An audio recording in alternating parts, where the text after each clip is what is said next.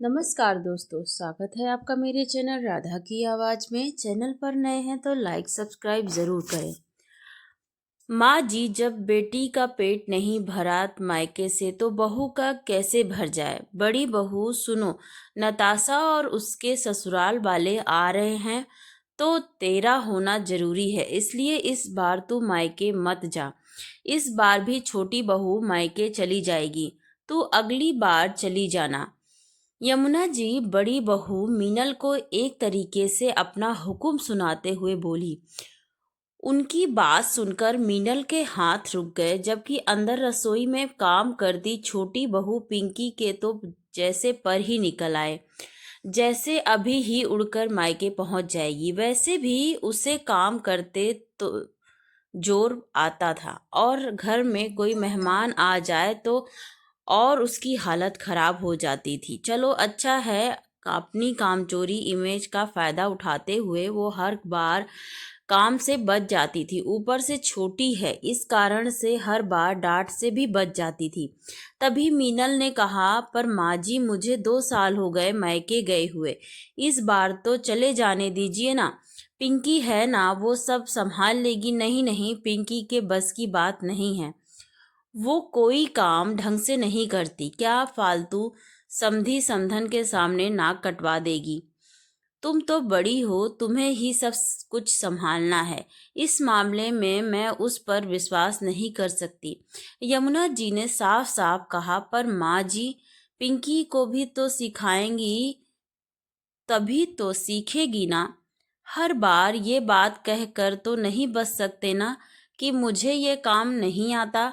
अब तुम मुझे सिखा रही हो, जो कह दिया सो कह दिया, तुम मायके नहीं जा सकती। यमुना जी ने अपना निर्णय सुनाते हुए कहा। पर माँ जी, नताशा के ससुराल वाले 1 सप्ताह के लिए आ रहे हैं, उसके बाद मैं मायके चली जाऊंगी, पर मुझे मायके जाने दीजिए ना। मीनल ने विनती करते हुए कहा। कह दिया ना, समझ नहीं आ रहा है। कोई 1 सप्ताह में पिंकी तो लौट कर आएगी नहीं। अगर तुम भी चली जाओगी तो फिर यहाँ का काम कौन संभालेगा। नताशा के ससुराल वाले तो 1 सप्ताह के बाद चले जाएंगे, लेकिन नताशा तो यहीं पर रहेगी। वैसे भी शादी से पहले इतने साल रह तो ली मायके में, अभी भी मायके से पेट नहीं भरा तुम्हारा। अब मैं इस बारे में कोई बात नहीं करना चाहती। नताशा और उसके ससुराल वाले आ रहे हैं, जाकर तैयारी करो, कहकर यमुना जी अपने कमरे में चली गई। मीनल मन महसूस कर रह गई, लेकिन तभी मीनल का ध्यान पिंकी की तरफ गया। उसकी मुस्कुराहट ने उसके कलेजे को चीर कर रख दिया। छोटी बहू का भी मायके से पेट नहीं भरा और ननन का भी मायके से पेट नहीं भरा, लेकिन बड़ी बहू जो कि जिम्मेदारी लेती है, उसका पेट मायके से भर जाना चाहिए था। भला ये क्या सोच है। इसका तो साफ मतलब यही हुआ कि जो जिम्मेदारी उठाता है वही हर बार पिसता है। इस बार मीनल इस फैसले को मानने को तैयार नहीं थी। मन ही मन उसने कुछ निर्णय लिया और अपने काम में लग गई। पिछली बार भी मीनल मायके नहीं जा पाई थी, क्योंकि तब यमुना जी का बाथरूम में पैर फिसल गया और वो गिर गई थी, तो उनके पैरों में फ्रैक्चर आ चुका था। मीनल ने ही उनको संभाला था। तब भी छोटी बहू पिंकी बहुत खुश हुई थी, क्योंकि उसे तो जाने का मौका मिल चुका था। वो तो सप्ताह भर ही यहाँ पर रुकी थी, उसके बाद अपने मायके चली गई थी। तब भी ननन नताशा 1 महीने के लिए यहाँ आकर रुकी थी। उस बीच मीनल ने हिम्मत करके जरूर कहा था, माँ जी, अभी तो नताशा दीदी आई हुई हैं, मैं 2 दिन के लिए अपने मायके जाकर आ जाती हूँ, मुझे भी मम्मी से मिलने की इच्छा हो रही है। तब यमुना जी ने साफ साफ इनकार कर दिया था।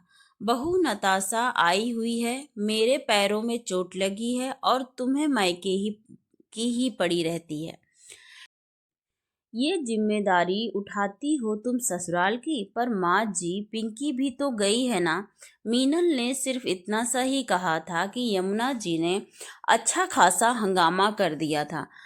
अब तुम छोटी बहू की बराबरी करोगी। तुम बड़ी बहू हो, तुम्हें ज्यादा जिम्मेदार होना चाहिए।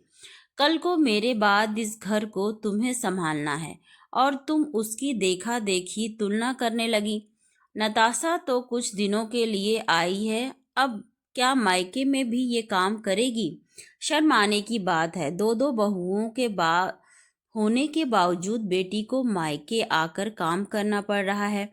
आगे मीनल कुछ कह नहीं पाई थी। जब भी ससुराल में कोई काम होता तो मीनल का ही प्रोग्राम कैंसिल होता, जबकि पिंकी तो आराम से घूम फिर कर आ जाती थी।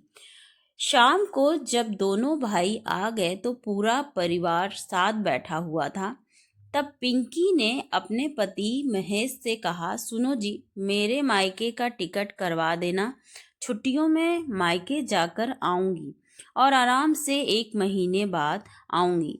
मीनल को देखकर पिंकी ने मुस्कुराते हुए ये बात कही। तभी मीनल बोली, हाँ देवर जी, पर टिकट 1 सप्ताह की ही करवाना, क्योंकि नताशा दीदी के ससुराल वाले के जाने के बाद मैं अपने मायके जा रही हूँ और इसके लिए मैंने टिकट ऑनलाइन बुक करवा ली है। यमुना जी भी वहीं बैठी हुई थी। मीनल की बात सुनकर वो बोली, पर बहू, मैंने तो मना किया था ना। फिर क्यों अब तुम अपनी मनमर्जी करने लगी हो? माँ जी, नताशा दीदी तो 1 सप्ते के लिए अपने ससुराल वालों के साथ आ रही हैं। उनके ससुराल वाले तो 1 सप्ताह बाद रवाना हो जाएंगे, पर नताशा दीदी तो यहीं पर रहेंगी, तो वो संभाल लेंगी। पर मैं इस बार अपने मायके जरूर जाऊंगी। मुझे भी अपने मम्मी पापा से मिलने हुए 2 साल हो चुके हैं।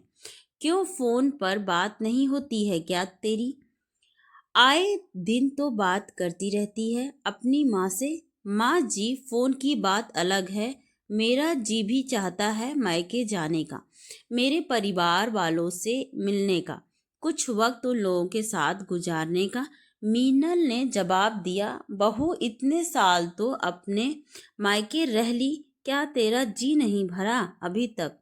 यमुना जी हाथ नचाते हुए बोली, कितनी अजीब बात है माँ जी, छोटी बहू का जी नहीं भरता मायके से, आपकी बेटी का भी जी नहीं भरता मायके से, पर बड़ी बहू का जी भर जाना चाहिए मायके से।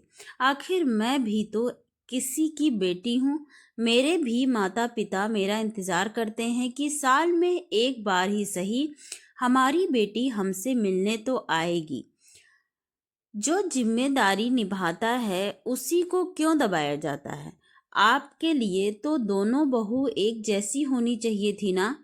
एक को इतनी छूट और दूसरी को इजाजत भी नहीं।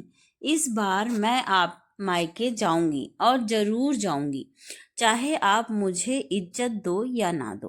कहकर मीनल अपने कमरे में चली गई। यमुना जी ने अपने बेटे विजय की तरफ देखा कि कम से कम वो तो अपनी पत्नी को समझाएगा, पर उसने भी कहा, माँ, यह बात तो गलत है। कुछ दिन पिंकी अपने मायके रह आएगी और तो कुछ दिन मीनल रहकर आ जाएगी। आखिर दो बहुओं तो दोनों को एक जैसा समझो। एक तरफा निर्णय हमेशा नुकसानदायक होते हैं। दो बहू में फर्क कहीं आपके घर के 2 टुकड़े न कर दें। कहकर विजय भी कमरे में चला गया। आखिर यमुना जी को भी समझ में आ गया कि किसी एक को ही दबा के नहीं रखा जा सकता। आखिर उन्हें निष्पक्ष होना ही पड़ेगा। धन्यवाद दोस्तों। ये छोटी सी स्टोरी प्रेरणादायक आप लोगों को कैसी लगी कमेंट करके ज़रूर बताएं। Thank you so much for watching. Please like and subscribe to my channel.